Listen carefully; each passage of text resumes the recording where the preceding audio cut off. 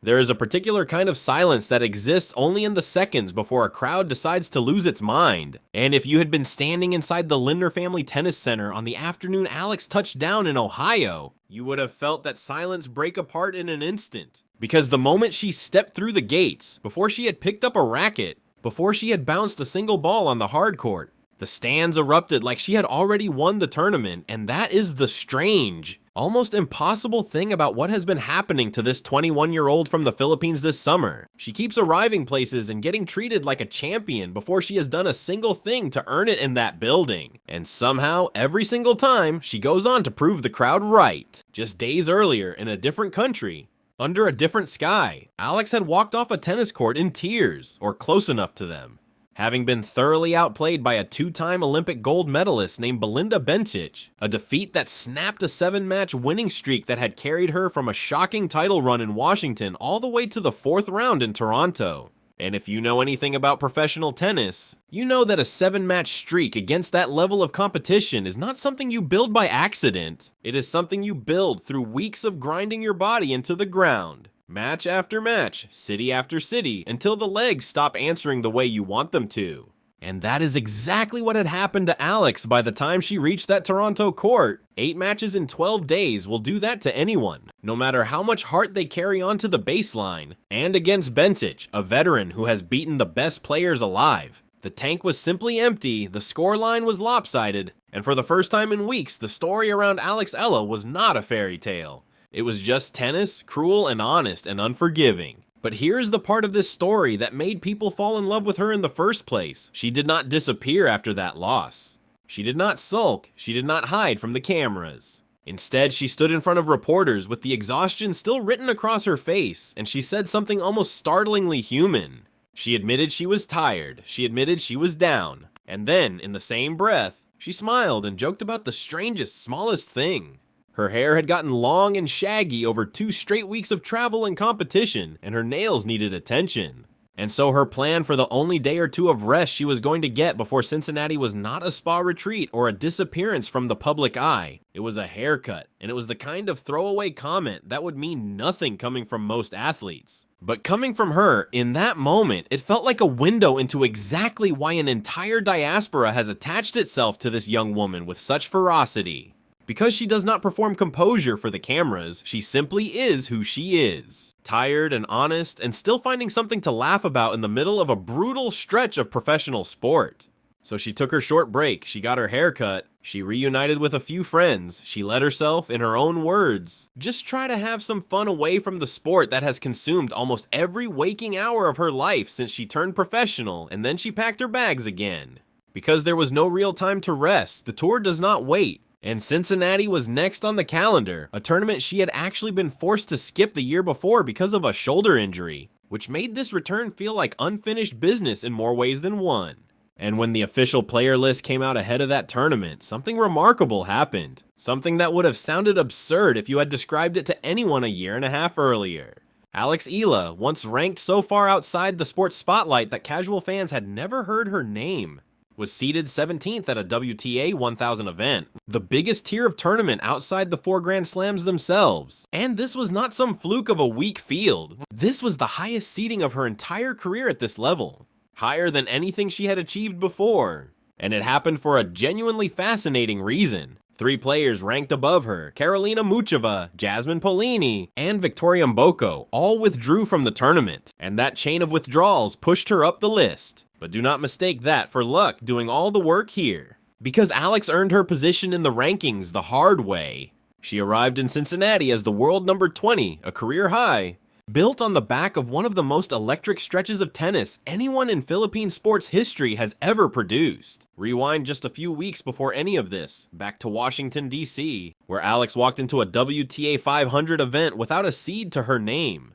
Nobody circling her on their bracket, nobody expecting a deep run, and she proceeded to tear through the draw match after match, until she found herself across the net from Jessica Pegula in the final, one of the very best hardcourt players on the entire tour. And Alex beat her, she won the whole tournament, her first ever WTA Tour level singles title, and in doing so she became the first Filipino player, man or woman, to ever win a title at that level, a genuinely historic milestone for a country that has never had a tennis star of this magnitude before. From there, she carried that momentum straight into the Canadian Open in Toronto, where she extended her winning streak to 7 matches before BOMBSHELL finally ended the run. But even in defeat, the run itself had already rewritten what people believed was possible for her. And rewind even further back to Wimbledon, just weeks before Washington, and you find another piece of history. Alex became the very first Filipino player ever to be seeded at a Grand Slam tournament, and she did not just show up to collect that. Honor. She rode it all the way to the 4th round. The best Grand Slam result of her career to that point. So by the time she landed in Cincinnati, this was not a young player riding one hot week. This was a player who had strung together 3 of the most impressive tournaments of her life in a row. Wimbledon, Washington, and Toronto, 10 wins in her last 12 matches heading into Ohio, and a ranking that had rocketed from total obscurity into the top 20 of women's tennis. Now here is where the story stops being purely about tennis and starts becoming something much bigger. Because what is happening around Alex on these tour stops has very little precedent in the modern game.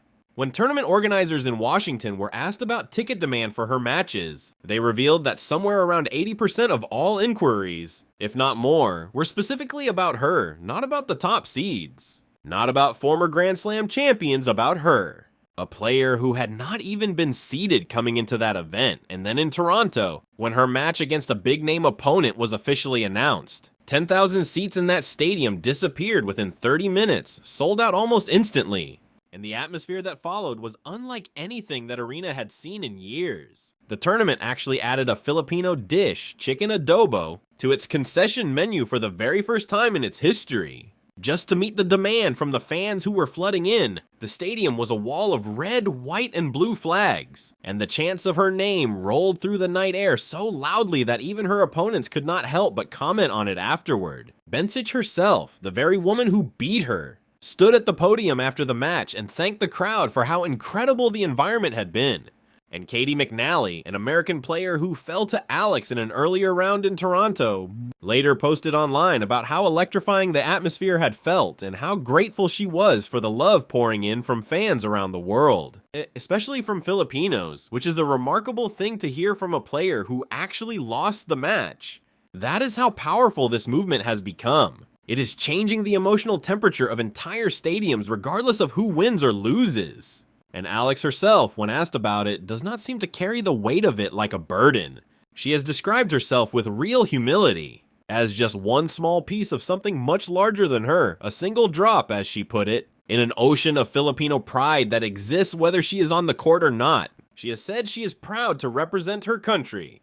But she has also made clear that the passion in these stadiums does not begin and end with her. It belongs to an entire community that has simply found in her a reason to gather and celebrate together. And other players on tour have started to publicly acknowledge what a unique phenomenon this is. Jessica Pegula, the very player Alex beat in that Washington final, thanked the Filipino fans directly for what they are doing for the growth of tennis worldwide. And Coco Gauff, a 2-time Grand Slam champion who could realistically cross paths with Alex deep in a draw, said before the Canadian Open that the new audience Alex is bringing into the sport is something the entire tour should be excited about, because everyone benefits when tennis reaches new corners of the world that it has never truly reached before. And commentators watching all of this unfold have started reaching for comparisons to Manny Pacquiao, the legendary boxer whose fights once reportedly brought entire conflicts in parts of the Philippines to a pause.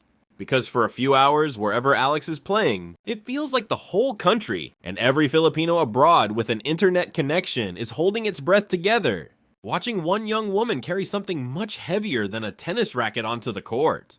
So when she walked into Cincinnati, seeded 17th, the highest seed of her career at this level, that eruption from the crowd before she had even picked up a ball suddenly made perfect sense. Because the fans who filled the Lindner Family Tennis Center, a smaller but no less devoted Filipino community than the one in Toronto, were not just there to watch a tennis match. They were there to be part of something that has been building city by city, tournament by tournament all summer long. The flags came out again, the chants started again, and a tournament director in an earlier stop had already put into words what so many people in this sport now seem to feel, calling Alex an absolute blessing to the sport of tennis. And now it was Cincinnati's turn to find out exactly what he meant.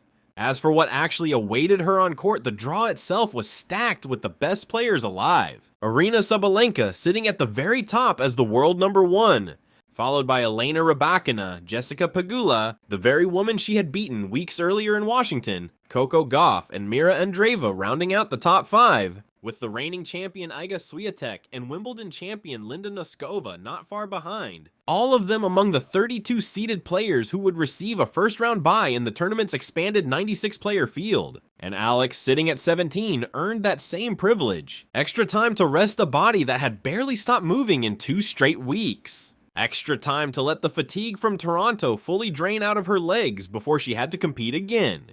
And for a player who had just described herself as tired and down only days before, that gift of time mattered every bit as much as the seeding itself. Through all of it though, Alex has kept insisting on a kind of grounded patience that feels almost at odds with the size of the moment around her. She has talked about taking every tournament match by match, refusing to look further down the road than she needs to. And after the Toronto defeat, she said something that captured that mindset perfectly, that she was counting her blessings, and that she planned to take whatever lessons she had learned from those 2 brutal weeks and apply them even better once she reached Cincinnati, and eventually New York, and New York is no small footnote here, because the US Open begins on August 30th in Flushing Meadows, the final Grand Slam of the year. And everything happening in Cincinnati is really just the last major tune-up before she walks into that tournament carrying the best hardcourt form of her entire career.